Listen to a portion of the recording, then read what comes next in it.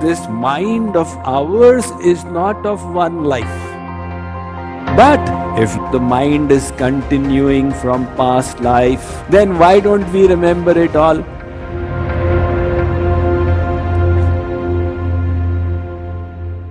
When you get into this inner workshop within yourself, then you realize that the mind is far bigger than you thought it was. It seems to be so small between the two ears, but actually it is very, very deep. It is deeper than the Pacific Ocean.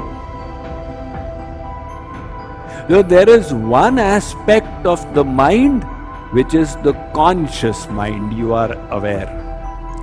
There is one aspect of the mind which is the subconscious mind,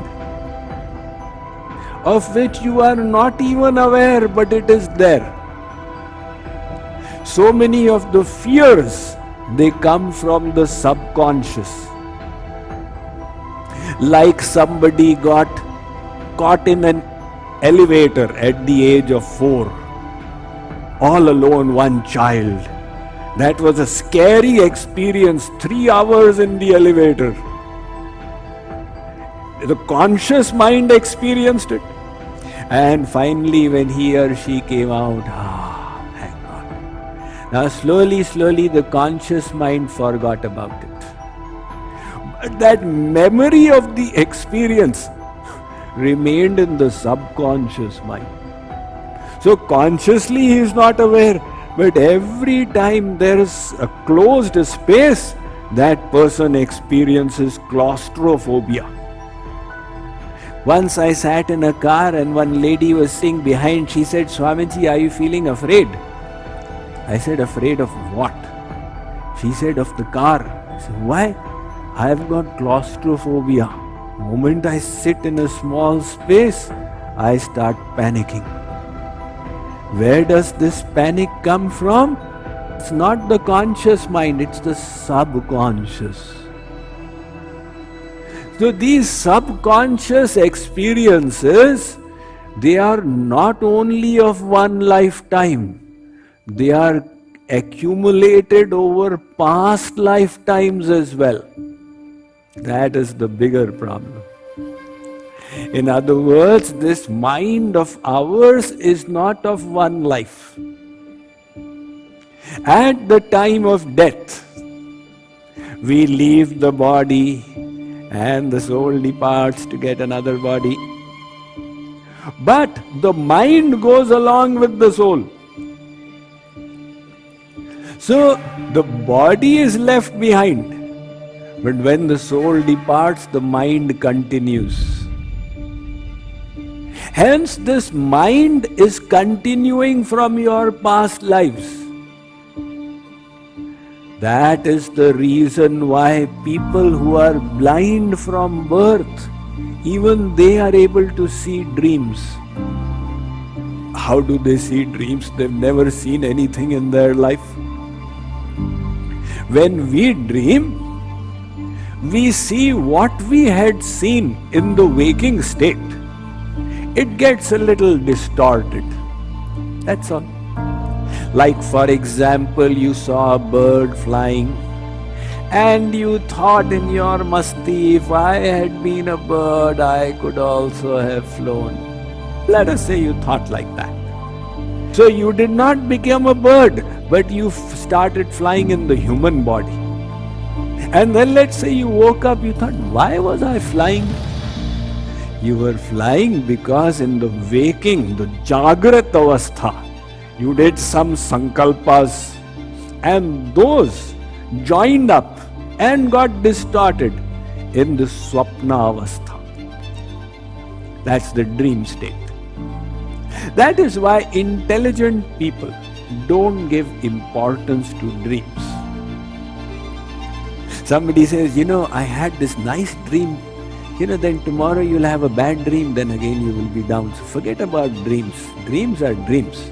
You focus on your waking state, that is more important. So we people are seeing what we had seen, But somebody who's blind from birth, that person also dreams, how does this happen? It happens because the person's images from past lifetimes are getting churned up. That is the basis for it. So you can ask Swamiji, if the mind is continuing from past life, then why don't we remember it all? That is the way God has designed it. Death is such a painful experience that it wipes out the mind. And then birth is even more painful. So birth wipes out the mind even more. But yet, the little infant has still got images of the past. Hence, Nyaya Darshan says, Jatasya harsha shoka bhaya sampratipataha. Take a look at that little infant. Without reason, the child is getting fearful. Without reason, the child is harshit, becoming happy, or becoming sad, shok. Why is this happening? The Nyaya Darshan says that last life's impressions have not fully gotten erased. So at the age of 5, you experience little bit of deja vu. Deja vu is an English term. Oh, I've seen this before. Where did this happen to me before?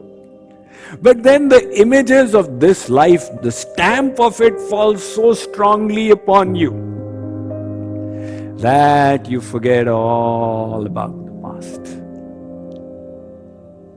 When I was a 5-year-old, the neighbor, she would tell my mother, she had a little daughter. She would say, my daughter sits and reads namaz. And I don't encourage her, I don't want her to remember too much. Then 1 year later she said, she has forgotten everything. So what I am trying to say in relevance to our discussion here, that our subconscious mind is coming from past lifetimes. The subconscious is like a vast memory bank. All you saw, all you heard, all you felt, it all keeps getting stored in the subconscious. Imagine how many terabytes memory it must be having. Now if you want to record your favorite TV serial, 52 episodes for the whole year, your TV hard drive gets finished, right? And that is only the audio video. But our memory is recording all the sensations. At this time I felt like this, and this was the sound, and this was the talk, etc. It is storing up constantly there in the subconscious. So the subconscious has the memory bank of all your thoughts, feelings, sentiments.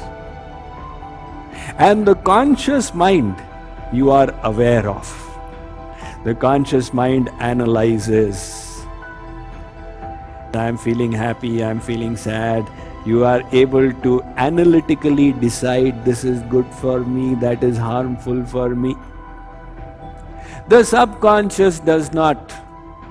The subconscious will only project those feelings, etc. So let's say with your conscious mind, you repeatedly started thinking, mushrooms are bad for me, mushrooms are bad for me, mushrooms are bad for me. So now with your conscious mind, you programmed your subconscious. Mushrooms are bad for me. So the subconscious part of your mind got programmed. The boss says that mushrooms are bad.